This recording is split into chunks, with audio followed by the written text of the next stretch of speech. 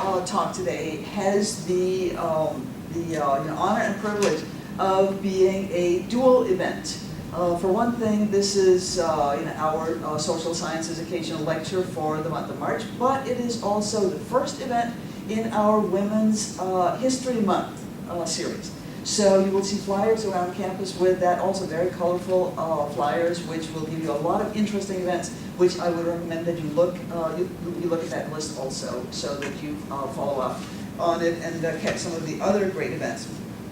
And this event in particular, I've been looking forward to introducing this for a while. This is Cecily Heisser, who is a lecturer here at Mesa College. While she is undertaking a very worthwhile activity, she is working on her dissertation at UCSD on the topic that we're going to hear about today. And she's been here at Mesa for approximately 3 years in the history department, and her particular interest is the role of women in history, which could not be better as an occasional lecture for March and also as a co-sponsored Women's History Month event. And the topic is, together we kind of whittled a long title down slightly because it was so fascinating, but I didn't have room for it. So I requested kind of bringing it down, but I'm sure that you will develop the entire idea. The title is Constructing Individuality, Becoming the Viennese Writer Rosa Mayreder, or Rosa Mayreder. And if it was Viennese, I suppose I should roll the R's, but I'll let you do that. And this comes out of, or was I suppose, it blossomed through an actual event where Cecily spent time in Vienna on a Fulbright fellowship.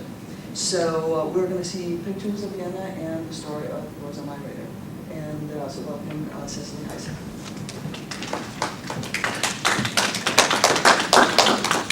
Thank you, Nina. And I'd also like to thank Nina especially for asking me to consider giving this presentation, but also the Mesa Humanities Institute for being one of the sponsors of Women's History Month here, and then all the people on the Women's History Month committee who coordinated the events, and certainly the Social Sciences Department, because I wouldn't be here unless I were affiliated with it. And I also thank all of you for coming on a Friday afternoon on a beautiful day to hear about a woman who lived in Vienna, and Vienna did not have very many nice weather days, and so when they did in the springtime, everyone went outside, and most of the time it's pretty gray there because of the mountains and whatnot. But the title of the talk is Constructing Individuality, Becoming the Viennese Writer Rosa Mayreder. And as you can probably tell, she came from Vienna, which at the time in the 19th century was the royal residence, and it was the imperial residence of one of the longest-lived emperors, Franz Joseph, and he died right before World War I ended, and the empire collapsed as a result of that. But she came of age in a time when Vienna was very vibrant and kind of coming into its own in the arts. Vienna had always been known for music, and that certainly was true. They were developing modern atonal music, but the arts were really growing there. And so for some of you who may have gone to museums or been following sort of modern art, she's a contemporary of people like Gustav Klimt. And for you students, you have seen, I didn't put it in because Klimt's works right now are kind of controversial because of Nazi Holocaust art and who has ownership of them, so I didn't want to use any of those slides, but you've seen pictures of Klimt with the kiss and the gold and whatnot. It's on coffee mugs, on stationery, on all this kind of thing. She's also contemporary of Sigmund Freud, and I'm only going to mention a little bit about her relationship with Freud in the context of the talk, but that kind of gives you a marker of the time period that she lived in. She died in 1938, and she died in January of 1938. In April of 1938, Hitler's annexed Austria to Germany. So she had died right before that happened, which was probably a good thing. And she had anticipated that this was going to happen. She predicted this as soon as she saw Hitler's first speeches and heard about them on the radio, that everything in the world was going to take a serious left turn in the wrong direction. And so at the age of almost 80, she breathed her last, but she kept writing right until the end of it. Kind of tell you a little bit about my project.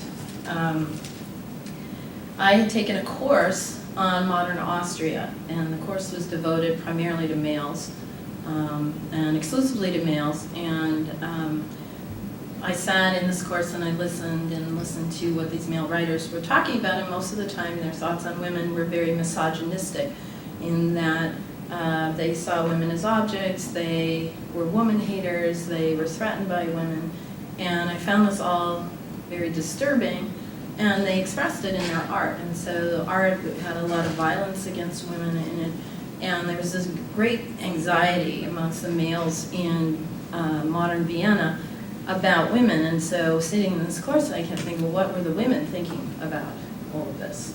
And where were the women, and why were they allowing this kind of thing to go on? And so that was kind of what started the project. There had, in my mind, because I'd studied women in the 19th century, in the Victorian era in Great Britain and the United States and France, and I thought, well, they were speaking, and similar things were going on in their regions, but why weren't the Austrian women saying anything? And I said there had to be people who were. And so I set about trying to find them, and I did, and the person that I found was Rosa Mayreder, who had quite a bit to say about what was going on in her time period. So I'm just going to share her story, little excerpts from her story and how it all came about, and kind of let you know kind of how I'm thinking about individuality and what individuality means, because it's something that we all express ourselves, but we don't think about it consciously. What does it mean to be an individual? We kind of take that for granted, that everybody's an individual in the United States. But in the late 19th century, that was not necessarily given, that individuals were usually male, almost exclusively male, and that women were told in no uncertain terms that they could never be individuals because their minds were not masculine. And so they could always aspire, but they could never achieve. And if they could not be individuals, then they could not ever be full human beings. So Mayreder's ideas, later on, for those of you that kind of know feminist theories and feminist studies, her ideas would be picked up in a variety of ways, although not her ideas per se. But these things she's thinking about are current. They're sort of floating in and out of the climate of the late 19th century and into sort of the 20th century. So people like Virginia Woolf will touch on the same thing. Someone like Simone de Beauvoir in France will touch on the same things. And so we kind of had this replication. And I was thinking, what if all these women had gotten together at the same time and felt this idea, oh, you're thinking that too, you're thinking that too, and kind of combine their knowledge together, that maybe things might not have taken so long for women's rights. And I will say, arguably, that in Western Europe, it was not the women's movement that gave women rights necessarily, but it was World War I and their contribution to the war. And it was their reward for not making a ruckus during World War I and actually supporting the war effort that actually got them the vote and got them better working conditions and whatnot. So in terms of their intellectual growth, Mayreder was the one that was most concerned about that. And her theory was pretty much that it's all well and good to ask for higher pay and to ask for equal pay commensurate with what a man would make, but if your mind is still locked in subservience and subjugation and feeling inferior and less than, then you will never be free. And so her project was really about ethics and value and teaching women, raising their awareness that they needed to think and to become educated about their condition and that only they could free themselves.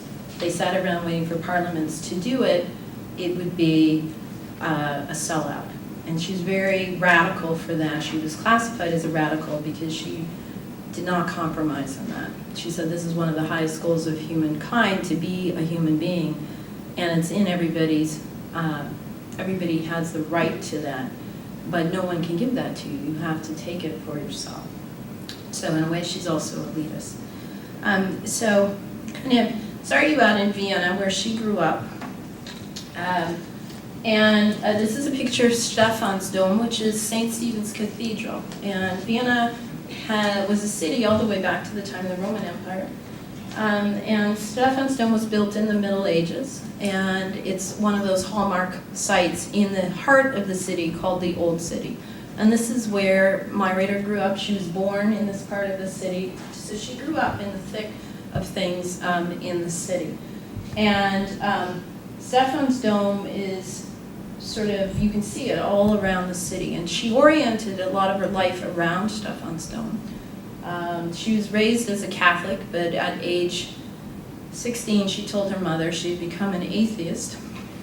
And her mother said, you can't become an atheist, you're still a minor. When you turn of age or you get married, then you can make the decision to be an atheist. But as long as you live in this house, you will go to church and follow the family rules. And we will have no more talk of this kind of thing. So in her teenage years, she was expressing herself, expressing her right to think on her own, to have her own opinions, and most of the time she was thwarted. I'll give you an example here. This is the region where, this is the Schottens Gymnasium. This is where her brothers went to school. It was a private Catholic high school run by Benedictine priests. And in her family, her brothers were Protestant. Her father was Protestant, her mother was Catholic. And so the tradition was that the boys would be raised whatever the father's religion was, and the girls would be raised the mother's religion. And Schotten Gymnasium was an all-boys school, so her brothers went there, and she and her sisters went to all-girls schools. And the curriculum was very different in both of those, and I'll talk a little bit about this.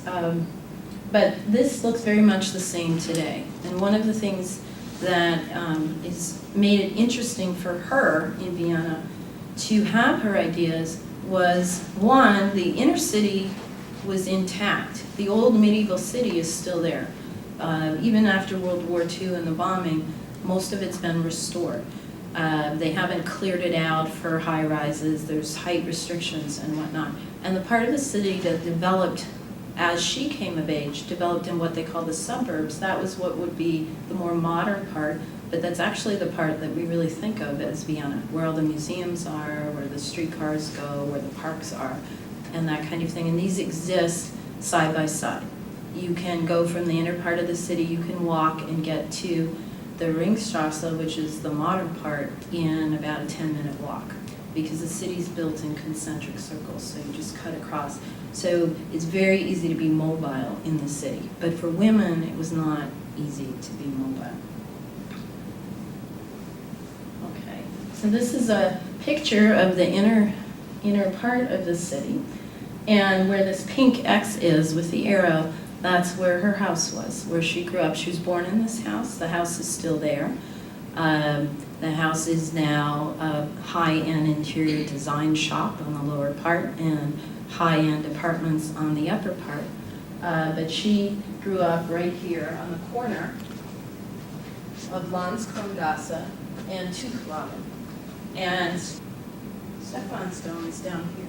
So that's where the cathedral is. So you can see she's very close to kind of the center of activity and life. And then you'll notice over here is Judenplatz. And Judenplatz was where one of the Jewish quarters were in Vienna. And then the other was on the other side of the river in what was called the second district. And in Judenplatz, there are a lot of shops. All of this area is a kind of medieval in the sense that they're designated shops. The bakery shops are in one place, the grocery shops with the vegetables and whatnot, they still have open-air markets. Now, in her house, the house was a series of houses. And so if you looked at the street from the outside, you would think there were maybe 3 or 4 houses, separate houses. And that was in fact the case. But her father, over time, bought up the properties and they knocked the walls out on the inside, so that the house was connected from one to the other. And part of one part of the house had been the old city prison. And so she had a lot to say about that when she got grounded frequently for living in, kind of doing things she wasn't supposed to be doing, and she'd say this house is literally a prison, because they had to expand. Rosa was one of 15 children. She was exactly in the middle, and all of the 13 of the children survived to adulthood, and 2 died in infancy. She was the oldest child of her father's second marriage, and her father was one of the best tavern owners in all of Vienna. And so their house was above a tavern, like a pub or a bar, but they served food as well. And he made the best beer in all of Vienna. And so he had come from the countryside. His parents had died when he was young, and he'd come to work for his brother, who had started to buy up 2 or 3 of the taverns throughout Vienna, and he worked as an apprentice. And so he slept in a chest in the tavern at night. When the tavern closed, he didn't even have a bed. But they would throw tablecloths in there, and that's where her father would sleep. So he learned how to be a self-made man literally by hard work and thrift and saving. And he made a vow to himself that his children would never want if he made it rich. And because his bar is called the Winter Beer House, was around the corner from City Hall, they had a lot of politicians, journalists, people like this, who were regulars and had regulars tables in the Winter Beer House, and they would talk politics and whatnot, and her father would kind of listen in, and occasionally he would go to Parliament and as a visitor and listen in on the debates and whatnot. Now the children were not supposed to be around when these debates were going on, especially the girls. Her mother did not want them being exposed to these things, but every so often she could be found down there eavesdropping, talking to the journalists, finding out the new ideas. And this is how I kind of think she was exposed to a debate that was going on at the time in Vienna on something called the woman question. And the woman question in the 19th century really had to do with what is the status of women going to be in Vienna? Meaning, are we going to make life better for them? Or are we going to change the laws to support them? Or, for example, women were not allowed to have custody of their children if they divorced. So if they got a divorce, the father had the children, and the father was not made to pay child support, because Austria was a Catholic country and divorce was seen as against Catholic law as well as an affront to the emperor.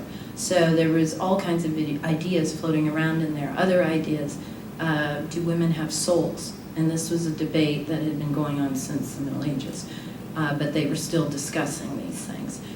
Should women be educated? Are they too fragile and weak? Is it going to be too strenuous for them? If they are educated, then they probably will not be good mothers, because their heads will be in the books, and all that energy, which should be going to reproductivity, is going to end up in their brains, and their brains will probably explode from the strain. So these are the kinds of debates. Where does woman fit in the human scheme of things? And some of these debates were driven by Darwin's ideas of evolution, and also by other prevailing ideas that were circulating around. And so she was privy to these.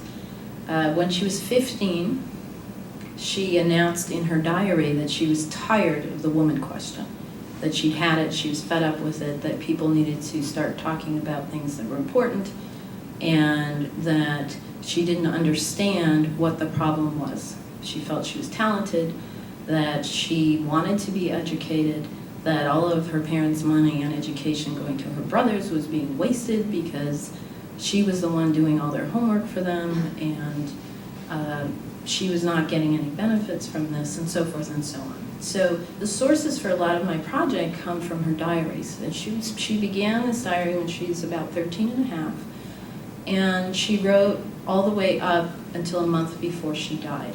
And every once in a while, she kind of took a break from it. And there's a part that in her life that was very interesting, where she wasn't writing daily in her diaries, but then she went back and reconstructed 3 years of her life in her diary. And she wrote it kind of like a narrative, sort of as a novel. But she made notes in her day book about significant events that happened. And so that part of her diary kind of veers from her usual style. But in her diary is where she constructed who she was as a young woman. And the way she did it was she announced to herself in her diary that this was not going to be the ordinary teenage girl's diary, where you talk about who said what to whom at lunchtime and who liked whom and this sort of thing. She was not, as much as she could, she was not going to put a single female name in her diary. And that makes, for a researcher, it makes it very difficult, because she talks about people in these very vague terms and trying to figure out who these people are. And then eventually she had to kind of give in. So every once in a while, female names will show up. And then later on in her life, she had completely abandoned that and began to name people, issues she had with people, family members she was having difficulty with, and those sorts of things. But that's when I noticed she was very serious about setting herself apart from all of her siblings, and indeed from the rest of the women in Vienna. She was very intent on being her own person and constructing herself against the norm of what was being presented for women. Now this is the new part of Vienna, the part I called the Ringstrasse, and the Ringstrasse means the ring street, and that's exactly what it is. It's a circle that goes all the way around the city. But to give you an idea of where we were before, where she grew up is this region here. And then when she moves, when she gets married, she moves over to this part of the city in the beginning of her life. So it's very, very close. And she's able to go home for Sunday dinner, which was a command performance. When she gets married, most of the arguments had to do with whose house they were going to for dinner, and usually they ended up going to both. She did not like her in-laws. She thought that they were nouveau riche, they were uncultured, they were petty, and above all, they were anti-Semitic.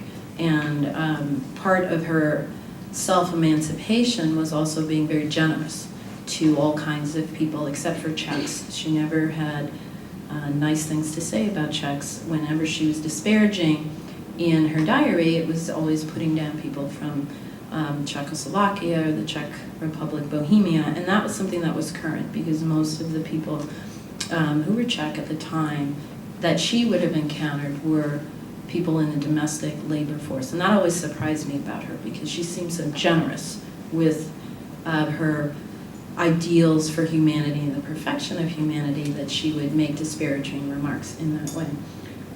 But this area here put her in contact with all the artists, all of the musicians, and all of the latest and greatest architecture that was being built in her lifetime. The Ringstrasse project was approved the year that she was born. So over the course of her lifetime, she saw the new part of Vienna being built. And in fact, her husband was affiliated with the major architects who were building this. And some of the architects who won the competitions for these projects actually frequented her father's tavern. So there's a huge connection there between sort of the cultural life of the city and what's happening there. The main city hall is here, and they built another church. The style that they decided for the Ringstrasse was going to be eclectic and historical, and it was going to connect Vienna to its entire history. So each building set represents a different part of history. So the medieval time, the time of the city, and townspeople's rights is done in the Gothic tradition. The Renaissance style of Republican democracy is what the parliament is, sort of the neoclassical style. The Baroque style is for the king and his ministers and the museums. And the university is also done in a mix of Italian Renaissance, and so is the big theater for the people. And this gives you an idea. This is the side of the opera house that is being built. It's built in the Baroque style.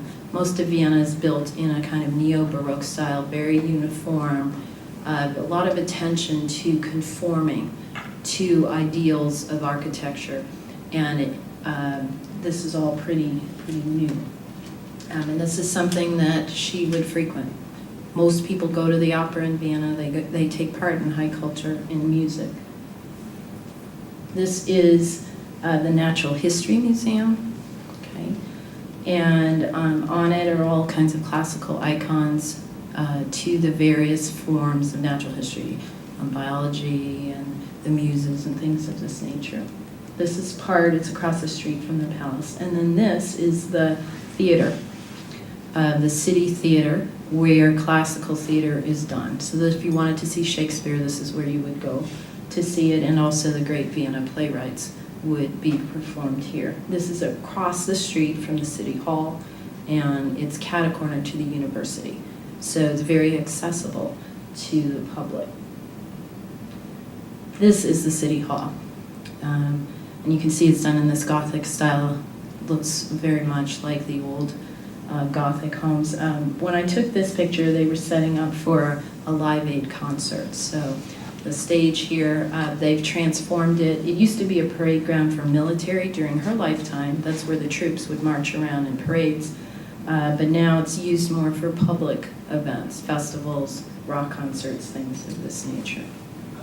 She actually was able to go into the Rathaus when it was being built because her husband was one of the designers of part of it. So she got to go in sort of at night illegally.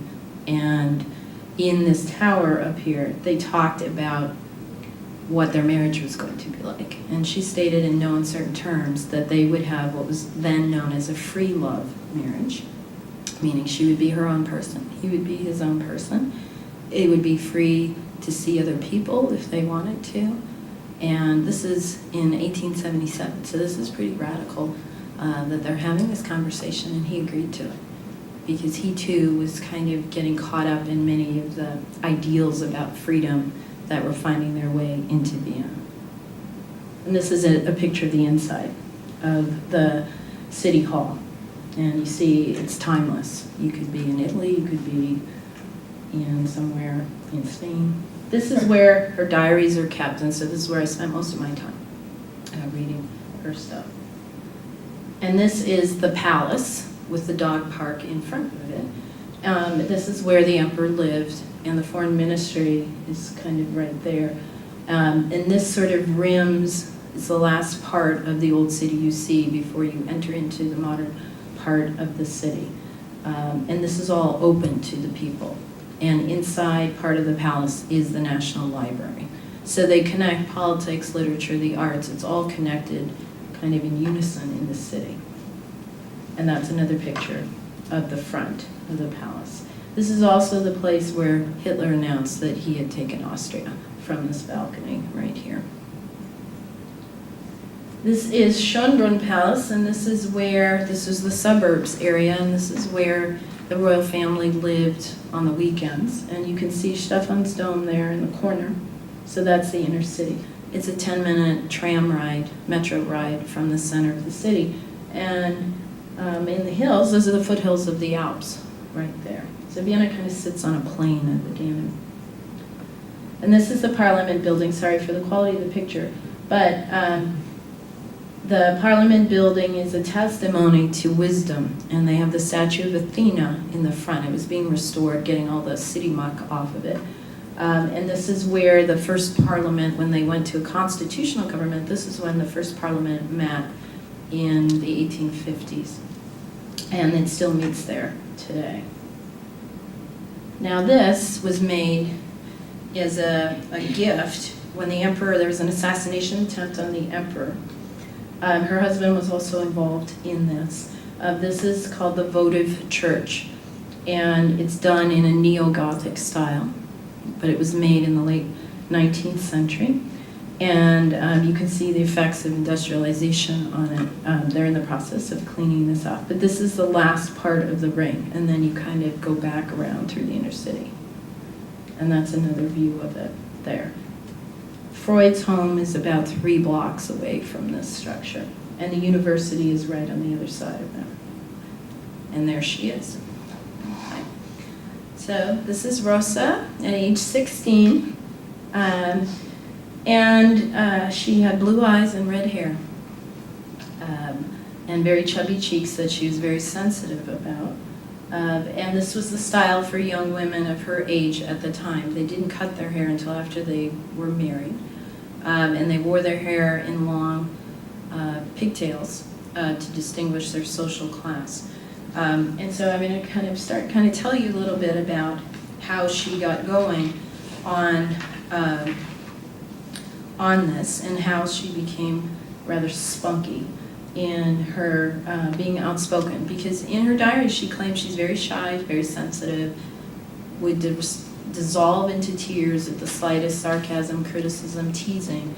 But if she was pushed, she could be very abrupt, to the point, ironic, witty, and also very on target in what she had to say.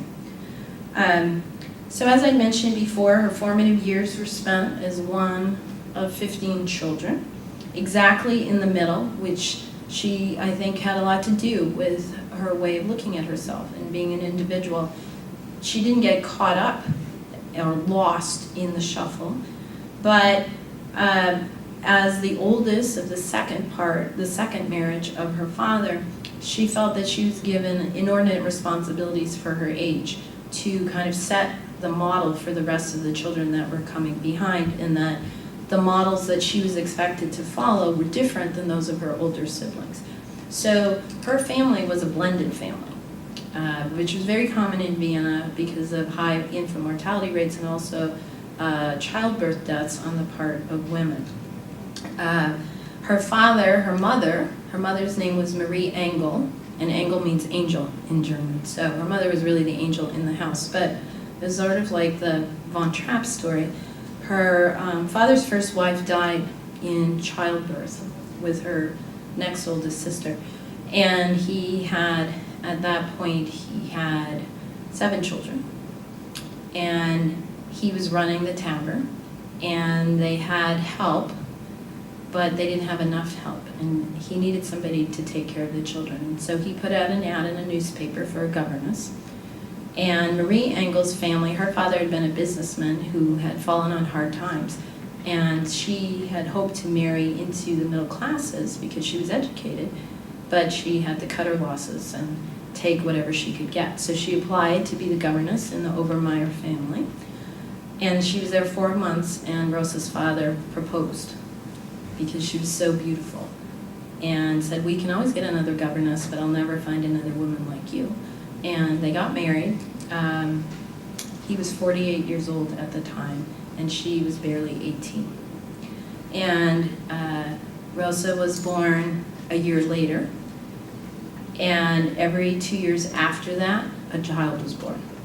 So her mother had 8 children altogether. 2 of the older children died along the way. One of the issues in Rosa's concept of who she was she lower middle class?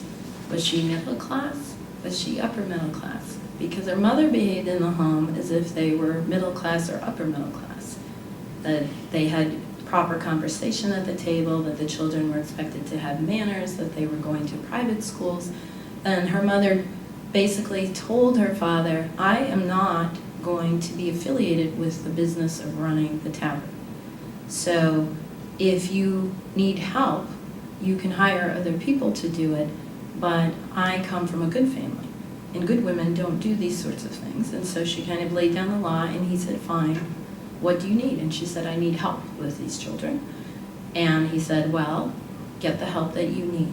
So she hired a nanny, a wet nurse, to help with the nursing functions. She hired several maids, and she basically created domestic staff in this family.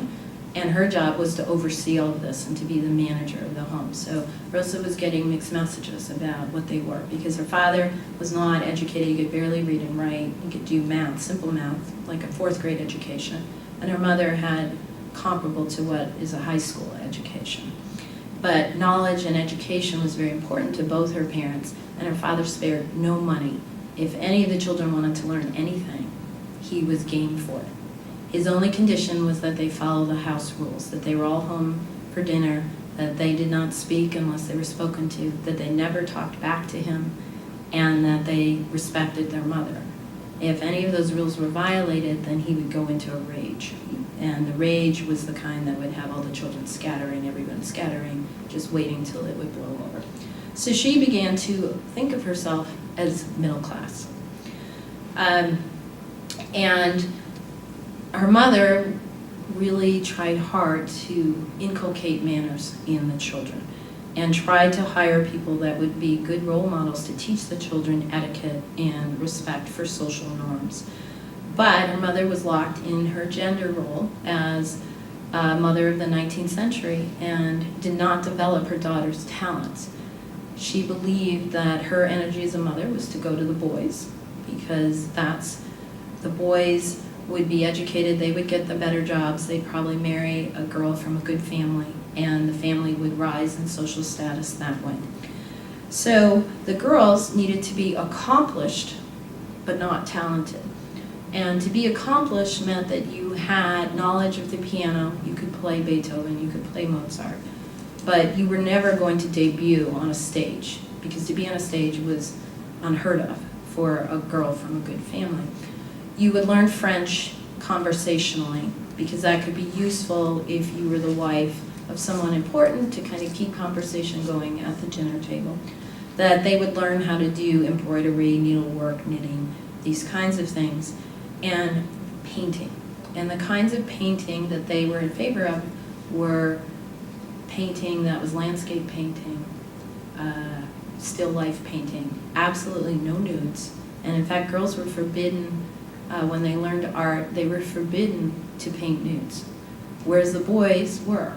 And this was very common, that boys could paint male nudes, female nudes, it didn't matter, but girls were protected from that because they felt that it was too much, it would excite them too much, and they wanted to keep them innocent and pure. The goal of having an accomplished daughter was to gain a successful marriage. And if you had a talented daughter, you were only going to have trouble, because they would be independent and they would threaten men. And the young men at the time were under enough stress because the economy was a little shaky, and they were feeling a lot of pressure to succeed, and they needed to be men. They did not need to have women who were smarter than them or more accomplished than them. And so her mother tended to downplay their talents. When Rosa decided that maybe she might have talent as a writer, she discovered this as a result of writing essays in school. Now, her mother, even though her mother, as I said, wanted them to be accomplished but not talented, decided to send the girls to progressive private girls' schools. And in Vienna, there was a kind of school called the Higher Daughters School, or schools for daughters from good homes. And these are springing up all over the city. There wasn't any kind of school board monitoring the curriculum. The curriculum was pretty much set by the directors, many of whom were women. And the teachers were drawn from students from the university who needed to make some extra money to pay for college. And so it was a very eclectic kind of curriculum. Sometimes the schedule was even eclectic, in the sense that they would go to school sometimes and there was no school because the teachers hadn't shown up. So her education became very fragmented. But in the course of her education, she was exposed to psychology, philosophy, and physics. And physics for women was kind of an unusual thing. But it was psychology and philosophy that really awakened her to her mind and what the possibilities were there. And they were given essay topics, kind of free writing essay topics to develop their writing talent. And in their regular courses like history, geography, natural history, they were also giving prompts. And one of the prompts that she wrote about in her diary was they had to write a prompt on Cardinal Richelieu's leadership style. And in the course of writing this, she discovered power, influence, intrigue, and she began to question leadership. But she also recognized that she had some of those qualities and talents inside of her. And so the education was just designed to teach them history. It was not designed to awaken any kind of thoughts of them becoming activists politically or to question or challenge power. But it did have that effect on her. I later found out that one of the schools she attended, the Institut Paulus, the director of the institute was actually involved in the early stages of the women's movement. And I honestly think that if Frau Mayreder, if Rosa's mother, Frau Obermeyer, had known that, she probably wouldn't have put the girls in that school, because the tendencies of them to be exposed to ideas of women's proper place being anything they wanted it to be would have disrupted the family situation. Other assignments that she had, she got a reputation for writing essays for other students. So other students would pay her to write their essays, and she said she tried to change the handwriting when she did it because they had to turn them in that way, and she always got A's for these students. So she was kind of working the angles there. She was very frustrated with the quality of her education, especially when she saw what her brothers got. And she expressed it both in her diaries and to another girl in school who became her best friend. And she told her things like, we were playing tricks on our French teacher's an idiot. She doesn't know that, all of the things we say about her. She thinks her daughter's going to marry a duke, but she's not that kind of quality person, and so forth. And she also complained because she was doing her brother's Latin and Greek homework, and they were getting all the credit. And when she asked for lessons in Latin and Greek, she was ridiculed in front of all her other siblings and said, we're not going to waste our money on that because it's not proper for girls to learn Latin and Greek.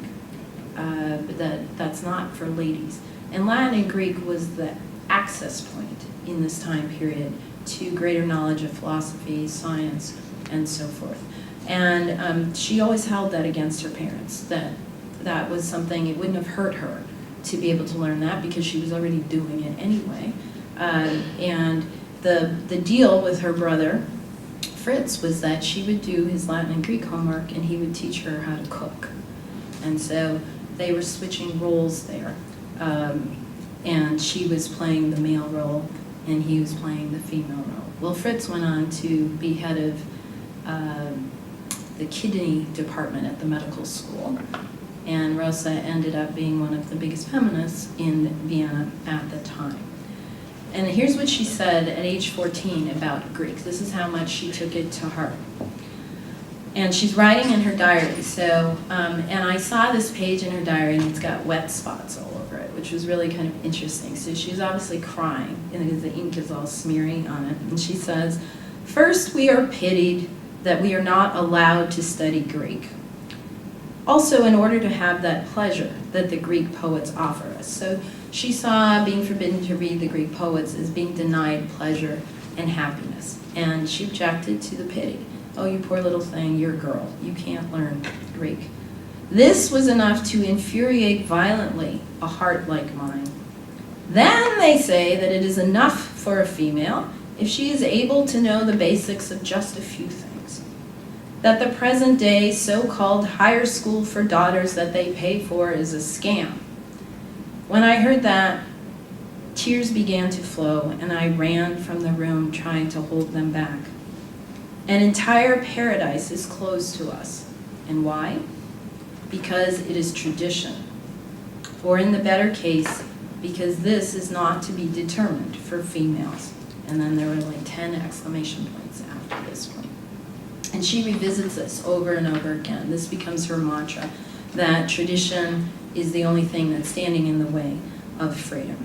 And for her, it was unjust that her parents were going to allocate money, which she thought was being thrown away on the boys, and when she was the one who had the desire to do this. And she objected to their reasons and rationale on financial considerations. From her parents' perspective, they were protecting her, trying to keep her marriageable for the market. And one of the problems that she had was she was isolated in her family. She only saw her friends during school hours because it was forbidden for young girls to be traipsing around the streets of Vienna after school. You went to school, you went straight home if you were a daughter from a good family, because there were a lot of working men around who might prey on you and you might end up in trouble. And her older sisters were not of the same mindset and in fact did a lot to kind of put her down in front of other family members. So she didn't have a lot of role models. And so she had to develop her own strategies for her autonomy. And when she finished her education, they have a formal ceremony, graduation ceremony, a confirmation program, and then there's sort of a dead period in a young woman's life. So she graduated when she was about 17 and a half, and then she just was in a holding pattern until she would get married. And in that holding pattern time, they're trained in the arts of being a good wife and mother. But in her time, she did the arts. She developed quite a talent for landscape painting. She continued to take French. She was also offered the opportunity to do a concert piano recital, but her mother vetoed that as public performance. And she began to hang out with her brother's friends who were always over at the house. And they are the ones that introduced her to some very radical ideas. They introduced her to Richard Wagner, who was a composer at the time, and his ideas about freedom. They introduced her to Nietzsche and his ideas about freedom. They introduced her to Kant and his ideas about freedom. And these are basically their textbooks from school or pamphlets they had picked up. And they gave them to her and said, "You're smart, tell us what it says." And so she would read through them and try to make sense out of them. And then they could go on to class and be brilliant. And this is when she had her awakening, because she's reading in these a lot of misogynist texts that defame women, that say women are nothing, that they will never be anything. And she begins to question this because she feels as if she could be something. So this is kind of where she gets the beginning of becoming involved in ethical issues.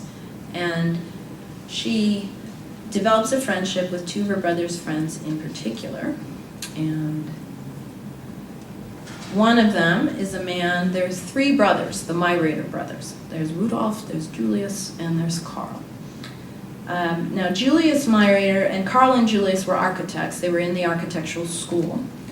And Rudolf was in the engineering school. So they were heading for the technical applied arts. Karl was the quiet one of the bunch. Rudolf was the loudmouth. And Julius was the hothead. And she and Julius ended up being best friends. And her closest, she was his closest confidant, and he would tell her all kinds of things. But he had a nickname for her, and he called her Frauenzimmer. And a Frauenzimmer is like, it's a pejorative term when a male uses it. But if a woman calls herself a Frauenzimmer, it means she's a scholar, that she likes reading, she likes learning, kind of a bookworm.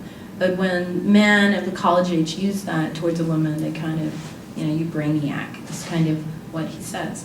And Julius had his eye on her and really thought that they would get married. And she basically told him that he was backwards in his thinking, that he was a Philistine, which means that he's primitive in the way he thought, and that no woman in her right mind who was free and progressive would marry him. And but he would bring his stuff home. His essays would be critiqued by his professors, and he'd bring them over to her and say, "Well, what do you think?" And she was very honest about it. And then she would work them through, rewrite them, and give them back to him. And Karl sat by and just watched all of this going on.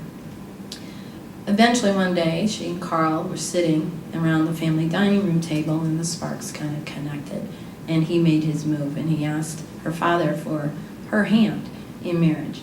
And her father said, "Well, first of all, you have to know this woman has a strong will, as somehow do all of the women in my family, and that you're going to have to manage her." And Karl said, "Well, we're going to have a free marriage."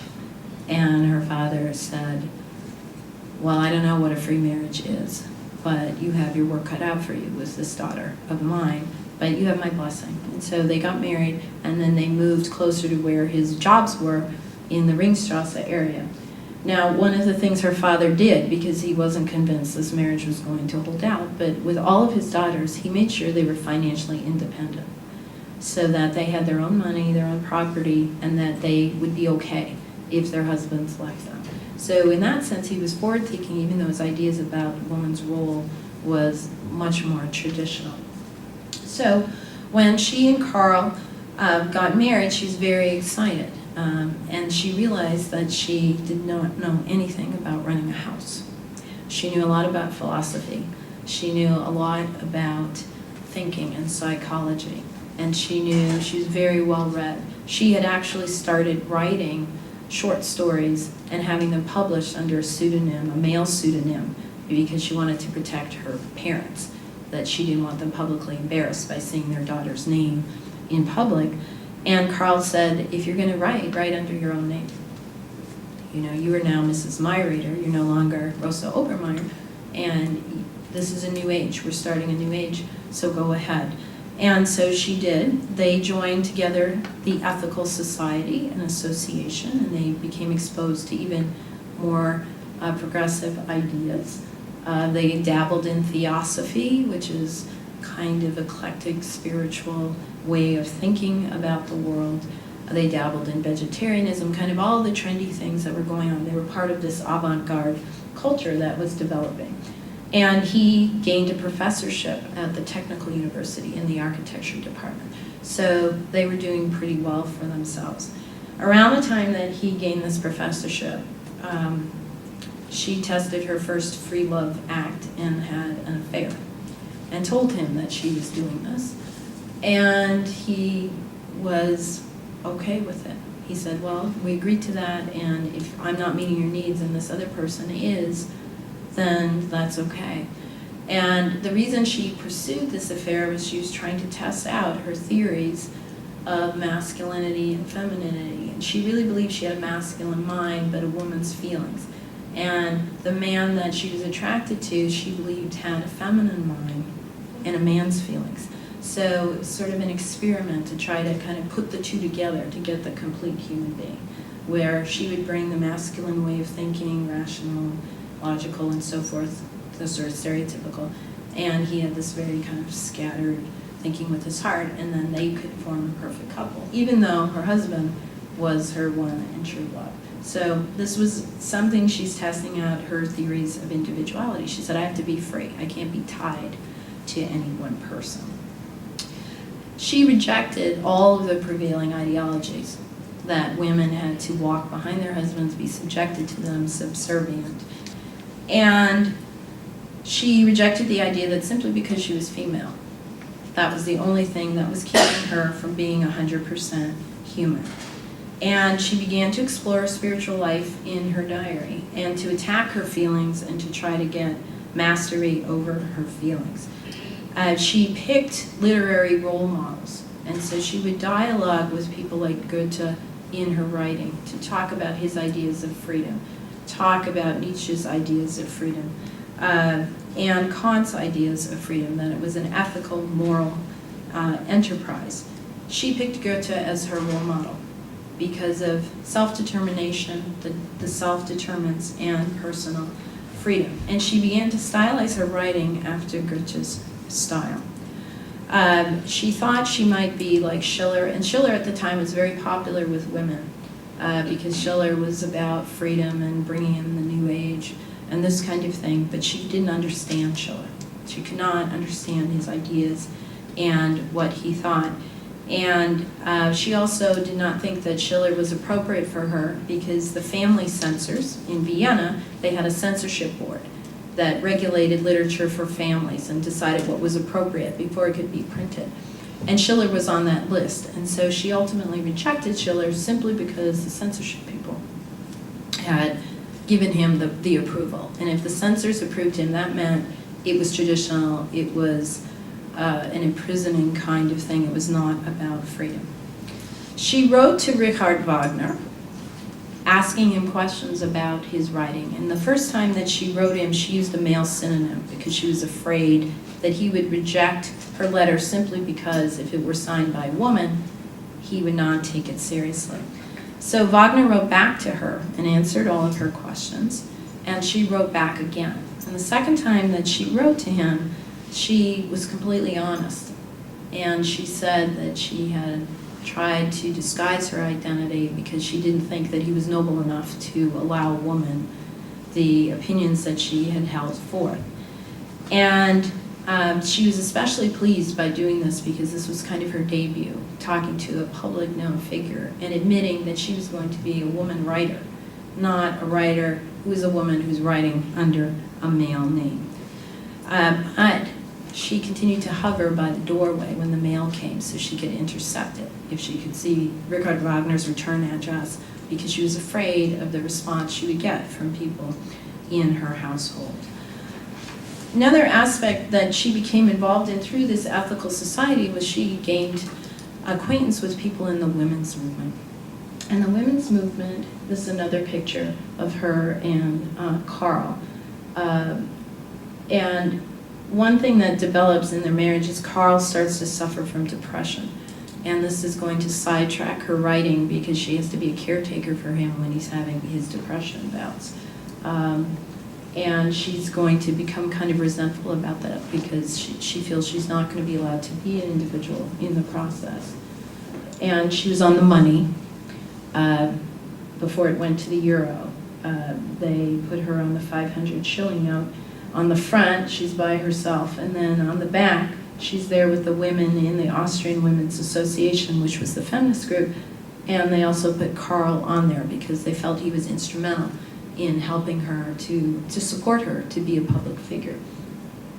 And this is in old age, right before he died. And in her library, a very learned woman.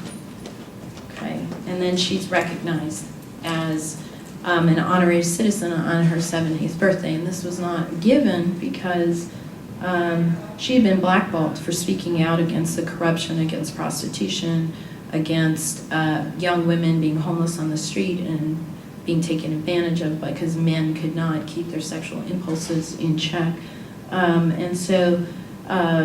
And also because she had spoken out against anti-Semitism, and at the time, anti-Semitism was connected to the politics in Vienna. So for her to be named an honorary citizen was quite a feat for her.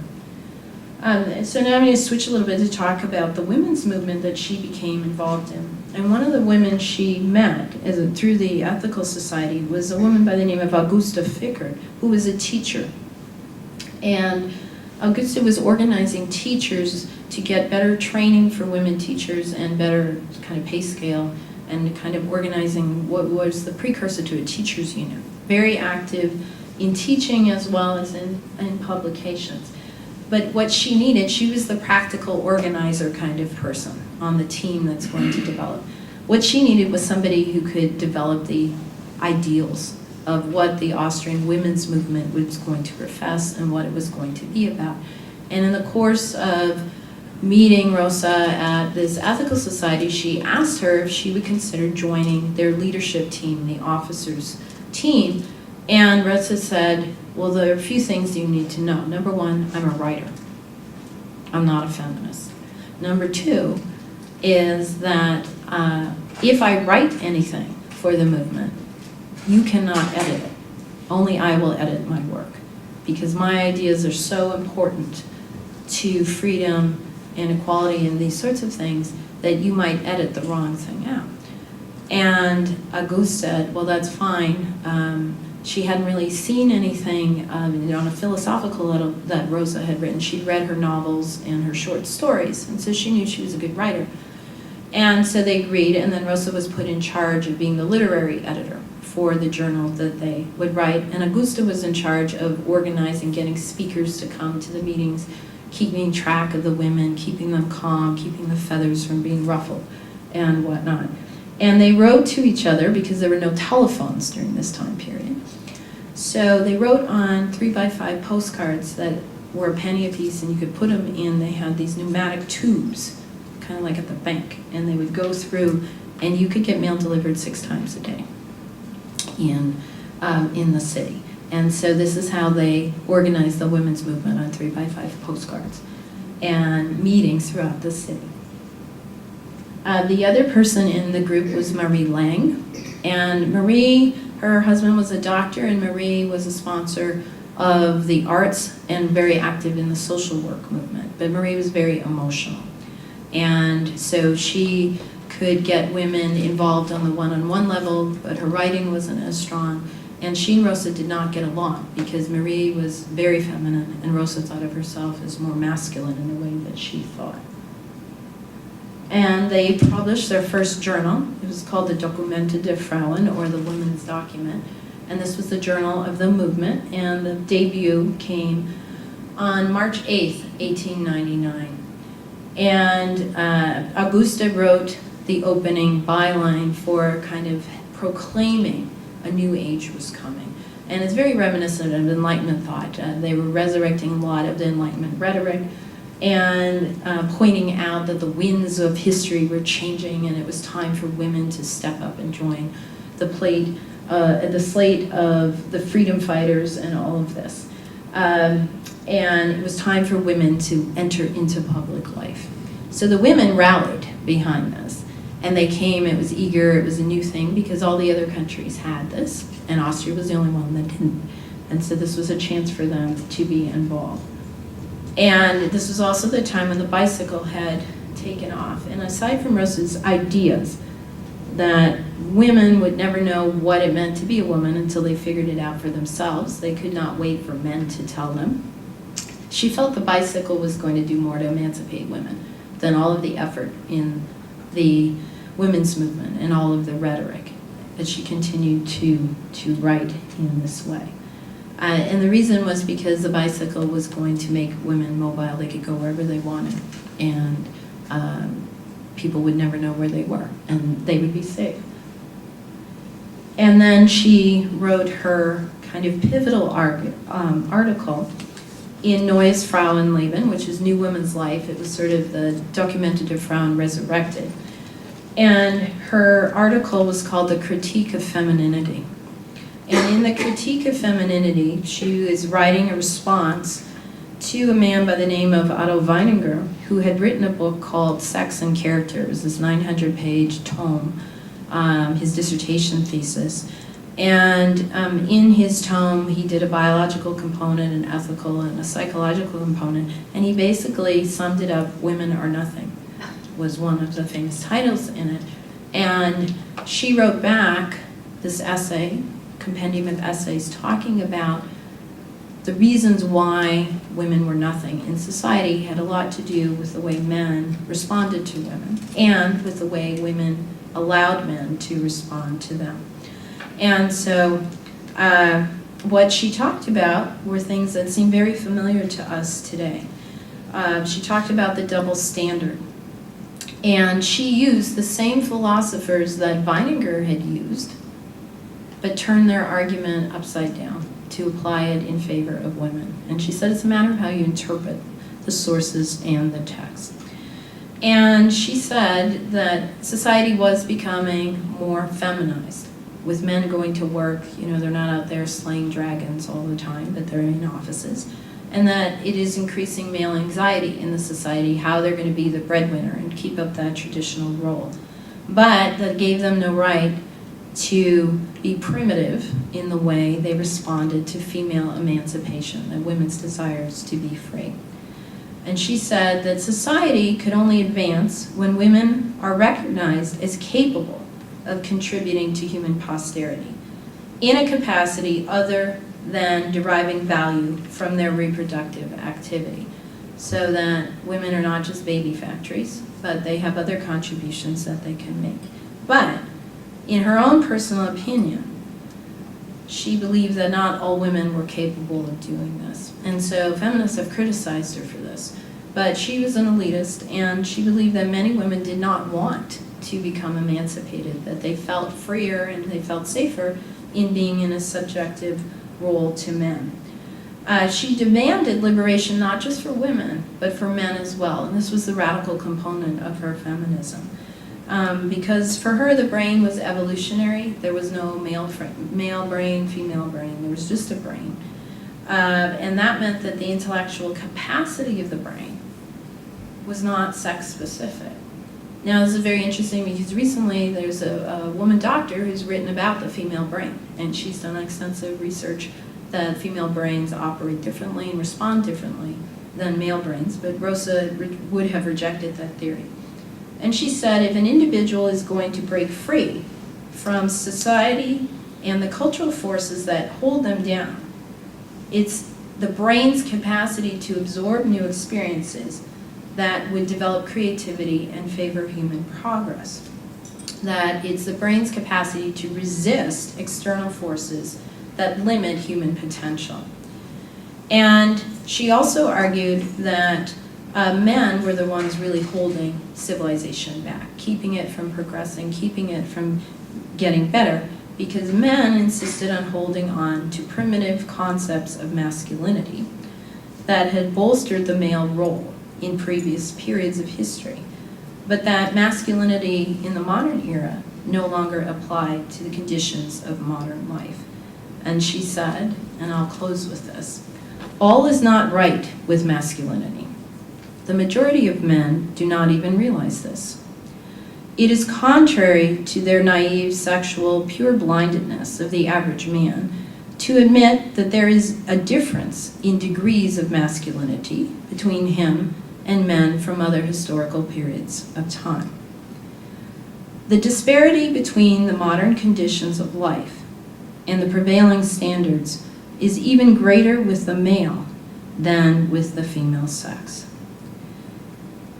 If women are to know who they are, they must find the answer to this question for themselves."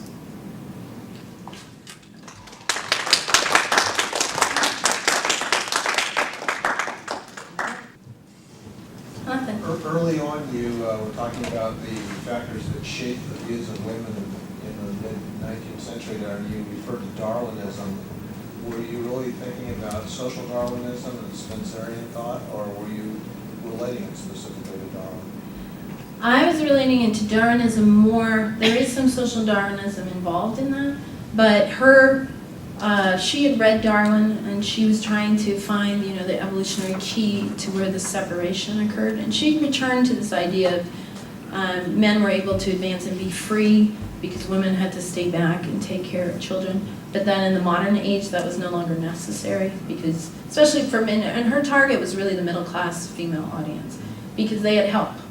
They had staff at home. They were expected to have domestic staff. And she said, men still behaved as if those conditions didn't exist. Part of the problems with her, when you're trying to sort out her theories and whatnot, is she's an autodidact. So she's self-educated and sorting these things out on her own.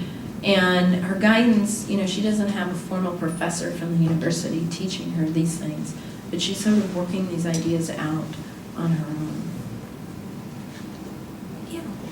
What were her novels like? What kinds of characters and stories did she develop? Yeah, in her novels, they're very much, she uses sort of what is about her. It's sort of local life. Many times she bases it on things that happened in the family and then sort of changes the names and the circumstances. And her writing style in her novels is, I would call it kind of static. That the sentences are very abrupt, very straightforward, not very flourishy like a George Eliot or something like that. And she used one of a tragedy that happened to one of her sisters, where her sister ended up in a bad marriage, and it turned out the guy was married to somebody else that hadn't told her.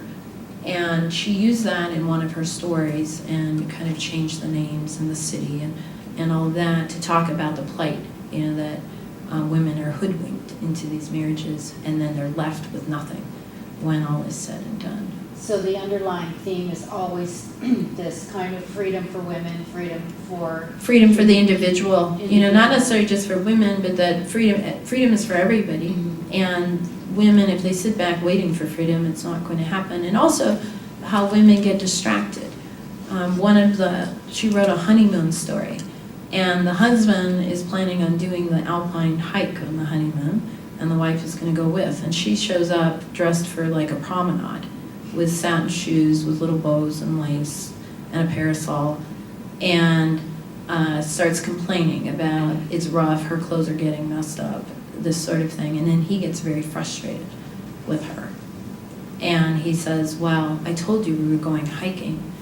And she said, well, this is our honeymoon and I bought all these nice clothes, and how am I going to wear them? And that disconnect there, and that the woman always suffers as a result of that, but it's their own fault for wanting to be pampered and that kind of thing. Do you think she felt that she, in her life, had attained individuality and freedom? Do you think I think she did. I think she did. And her next step was to kind of achieve this sort of ideal love experience with her husband. And in the 1920s, when his depression, and almost, when you read it, it almost sounds like he was moving into Alzheimer's. He was getting very aggressive at home and forgetting things and whatnot. And they were trying to keep him okay until he got to retirement so he could get the pension so that they could continue to live. But when he lost his personality is when she recognized that she really had her personality, and she had always hoped that the two personalities would become like one perfect personality, but she was never given that opportunity because he was taken away from her. But she would always say, you know, have I worked this hard in my life for this to happen? Is this the thanks I get for all of my contributions to helping women forward? She was one of the creators, you said, of the ethical society that they had in Vienna. And of course, they were also an intellectual group absorbing modern ideas. I find it interesting, what did they define as ethical? Because she was living in a marriage where he could have an affair and she could have an affair, and some people might have thought, even at that time and even today, that that's not being, ethical, Right. according to the rules and standards of marriage, Sure. especially in such a Catholic country. Sure.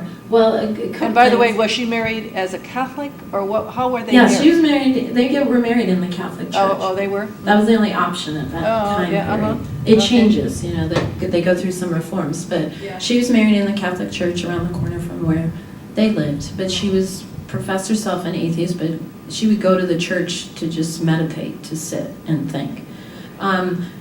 And her response to the middle-class marriage model was she called it tyranny of the norm. That was a thing that was invented to keep women in their place and to keep men superior. So she was really against patriarchy in the way it was set up. She was unusual in this free marriage. The majority of the women followed the bourgeois model. But in Vienna itself, they have a tradition of the woman having what's called a Hausfreund, a friend, a male friend, that comes round, maybe to take her to concerts or whatnot if her husband's working overtime or has to stay late. And it's very acceptable, and most people know who the Hausfreund is. They know, and the person, the concierge of their apartments, they know everybody who comes in and out of these homes. And it's seen as, it's one of those contradictions. Yes, it's a Catholic country, but also, and that tyranny of the norm was appropriate for the lower middle class, sort of the petit bourgeois, who were the ones really trying to make sure everybody was following the rules. But she saw herself as in this progressive avant-garde group that were going to break down those barriers and say, I can be in a marriage and I can see this man, and, they never slept together, maybe kissed, but that was it. It was, to her, it was a much more of a kind of a cerebral encounter, what we would call an emotional affair. Well, then what was the criteria of their ethical society that I'd like to know? With the ethical society, they were just discussing the modern age and what ethics would be required in the modern age. Had they outgrown church, state, those kinds of things? Could the individual regulate him or herself? A lot of it went back to Kant, discussing those ideas. They bring in university people to share their theories. So back to individualism. Right, it's more to the individual, and if the individual does what's proper societally, it's very idealistic, will run smoothly in that way. So they were liberal progressive people. Was she aware of Henrik Ibsen and? Yes, Ibsen and other people. Ibsen had actually done some of his plays in Vienna, had debuted a few of his plays in Vienna. The Doll's House was quite controversial because nobody expected that ending. And they discussed it, actually. It was a discussion topic for one of the meetings of the Austrian General Women's Association. Was Nora correct in what she was doing? And some of the women said no, and Rosa just hit the roof on that. She said, that's the problem. That's why we will never move forward, because people are like this. and their minds are so locked into their social status and appearances and so forth, they'll never be free. Yeah. How much contact or involvement did she have with feminists outside of Austria? They were connected to feminists in Germany, England especially, because Augusta Fickard had gone to a boarding school where there were a lot of English women attending this boarding school, and so they corresponded with the suffragettes in England and America, and they also, everybody was networked. So in their papers and their journals, they would give highlights. Here's what's going on around the world in the world of feminism. And then in the war, she became involved in the peace movement, in the pacifist movement, and she was the president of the international chapter for Vienna, working with the Hague group and all of that on getting them out of the war and not taking revenge and things of that nature. This is just kind of asking your opinion to go forward from Rosa's ideas.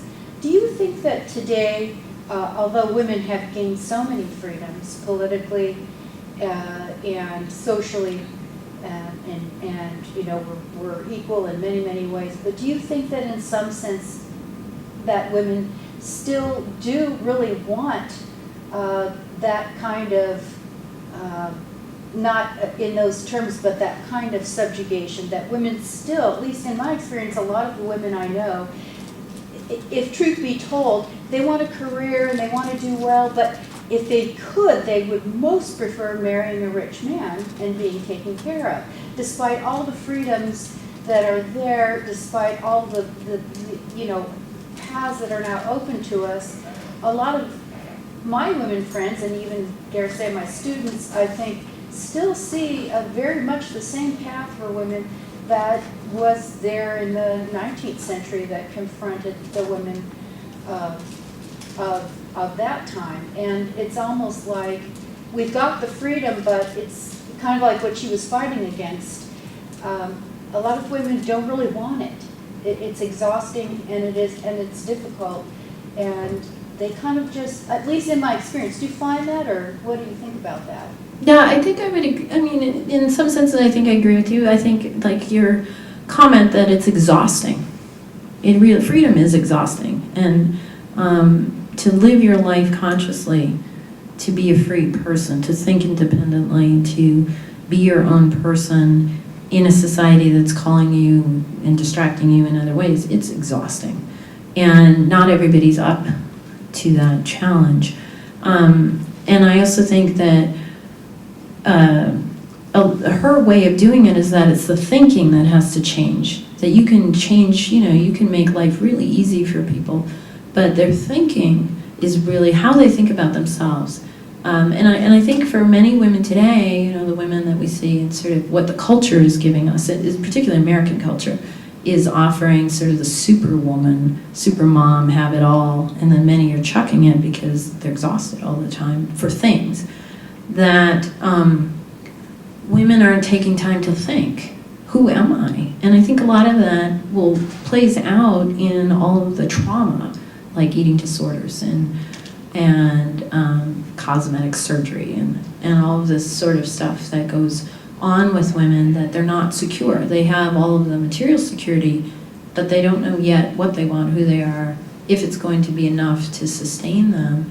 And men, aside from what Rosa's view of the whole situation was, she liked men. You know, she didn't like women often for the way they behaved, but she felt that they were kind of in it together. But men take their cues from women oftentimes, and so they think that what women want is material security, but really what women need is to know who they are and who they want to be, and that's something everybody needs to know, not just women. And the society forces them to distract from that. You know, who has time to sit around thinking who you are and what you want to be? Well, that's just it. And in my experience, ironically, the women who have become the most free thinking and really do have this individuality and can really kind of be themselves are the women who are wealthy enough whether from their father or from their husband, that they have time to sort of explore themselves and be in groups and sit around and write and travel and know about things.